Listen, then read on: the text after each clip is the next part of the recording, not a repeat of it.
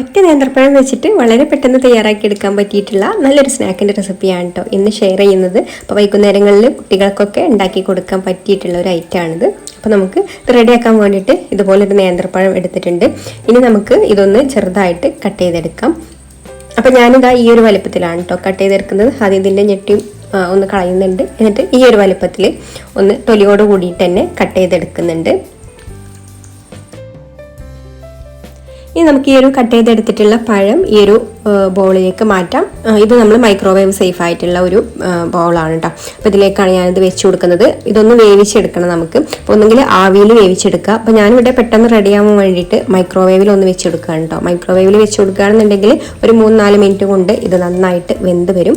പിന്നെ പഴത്തിൻ്റെ പഴുപ്പനുസരിച്ചിട്ട് മൈക്രോവേവിൽ വെക്കുമ്പോൾ പഴത്തിൻ്റെ പഴുപ്പനുസരിച്ചിട്ട് വേവുന്ന സമയത്തിൽ മാറ്റം വരും കേട്ടോ. നല്ല പഴുത്ത പഴമാണെന്നുണ്ടെങ്കിൽ 2 മിനിറ്റ് കൊണ്ട് തന്നെ നന്നായിട്ട് കുക്കായിട്ട് വരും. ഇതിപ്പോൾ പഴുപ്പ് കുറഞ്ഞൊരു പഴമാണ്, അതുകൊണ്ട് ഒരു 4-5 മിനിറ്റ് ഇത് കുക്ക് ചെയ്തെടുത്തിട്ടുണ്ട്. അപ്പോൾ അത് നന്നായിട്ട് കുക്കായി വന്നിട്ടുണ്ട്. തൊലിയൊക്കെ നമുക്കൊന്ന് കളയാം. അല്ലെങ്കിൽ നിങ്ങൾ ഇഡ്ഡലി തട്ടിൽ വെച്ചിട്ടോ സ്റ്റീമറിൽ വെച്ചിട്ടൊക്കെ ആവിയിൽ വേവിച്ചെടുത്താൽ മതി. പിന്നെ പഴുപ്പ് കുറഞ്ഞ പഴമാണെന്നുണ്ടെങ്കിൽ പിന്നെ വെള്ളത്തിൽ ഇട്ടിട്ട് അങ്ങനെയും പുഴുങ്ങിയെടുക്കാം കേട്ടോ. അപ്പോൾ നിങ്ങൾക്ക് എങ്ങനെയാണോ സൗകര്യം അതുപോലെ ഇതൊന്ന് വേവിച്ചെടുക്കാം. അപ്പോൾ ഞാനിതെല്ലാം വേവിച്ചെടുത്തിട്ട് ഇനി നമുക്കിതൊന്ന് നന്നായിട്ട് ഉടച്ചു കൊടുക്കാം. തൊലിയൊക്കെ കളഞ്ഞിട്ട് ഒരു ഫോർക്ക് വെച്ചിട്ട് ഇതുപോലെ നന്നായിട്ട് പ്രസ് ചെയ്ത് കൊടുക്കുക. ഒട്ടും തന്നെ കട്ടകളൊന്നും ഇല്ലാതെ ഉടച്ചെടുക്കണം കേട്ടോ. ഉടച്ചെടുക്കുന്ന സമയത്ത് പിന്നെ നിങ്ങൾക്ക് വീഡിയോ കണ്ടുകൊണ്ടിരിക്കുന്ന സമയത്ത് ഇഷ്ടമാണെന്നുണ്ടെങ്കിൽ ഒന്ന് ലൈക്ക് ചെയ്യാൻ മറക്കരുത്. അതുപോലെ തന്നെ നിങ്ങളുടെ അഭിപ്രായങ്ങളൊക്കെ താഴെ കമൻറ്റ് ചെയ്യുക. അപ്പോൾ ഈ ചാനൽ സബ്സ്ക്രൈബ് ചെയ്യുക. അത് കാണുന്ന കൂട്ടുകാരാണെങ്കിൽ ഒന്ന് സബ്സ്ക്രൈബും കൂടെ ചെയ്യുക കേട്ടോ. അപ്പോൾ അതാ പഴം നമ്മൾ നന്നായിട്ട് ഈ ഒരു ഫോർക്ക് വെച്ചിട്ട് ഉടച്ചെടുത്തിട്ടുണ്ട്. ഇനി നമുക്കിതിലേക്കൊരു 1/4 കപ്പ് ചിരവിയ തേങ്ങ ചേർത്ത് കൊടുക്കാം. പിന്നെ ഇതിലേക്കൊരു 1/2 കപ്പ് ബ്രെഡ് ക്രംസ് ചേർത്ത് കൊടുക്കുന്നുണ്ട്.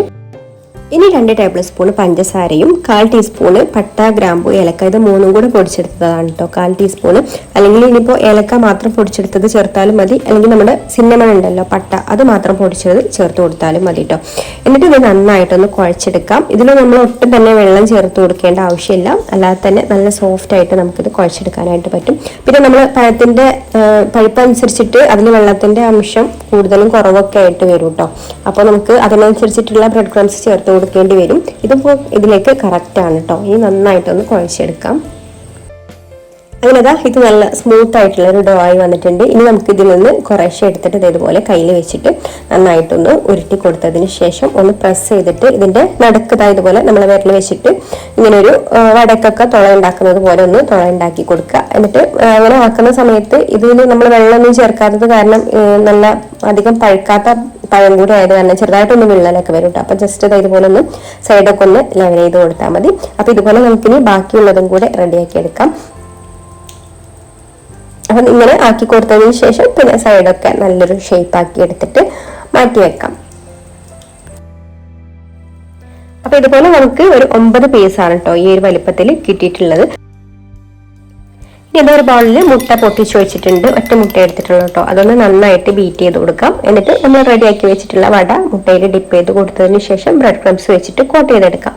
ബ്രെഡ് ക്രംസ് വെച്ചിട്ട് കോട്ട് ചെയ്തെടുക്കുന്ന സമയത്ത് ആ ഒരു നടുവിലുള്ള ഹോളൊന്ന് അടഞ്ഞു പോകാൻ ചാൻസ് ഉണ്ട് കേട്ടോ. അപ്പം അതിൽ നമ്മൾ സ്പൂണിന്റെ ബാക്ക് വെച്ചിട്ടോ അല്ലെങ്കിൽ ഒരു സ്റ്റിക്ക് വെച്ചിട്ടോ സ്ട്രോ വെച്ചിട്ടോ ഒക്കെ ഒന്ന് മാറ്റി കൊടുത്താൽ മതി. എന്നിട്ട് നല്ലൊരു ഷേപ്പ് ആക്കി എടുക്കാം.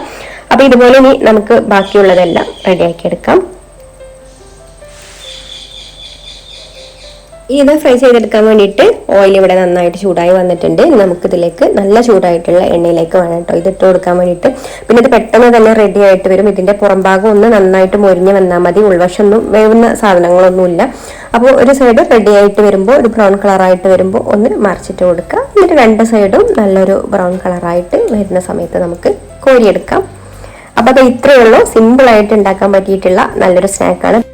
അപ്പോൾ വീഡിയോ ഇഷ്ടമായിട്ടുണ്ടെങ്കിൽ ലൈക്ക് ചെയ്യാനും ഷെയർ ചെയ്യാനും ഒന്നും മറക്കരുത് കേട്ടോ. അപ്പോൾ ഇനി മറ്റൊരു നല്ല റെസിപ്പിയുമായിട്ട് അടുത്ത വീഡിയോയിൽ കാണാം. Thank you for watching.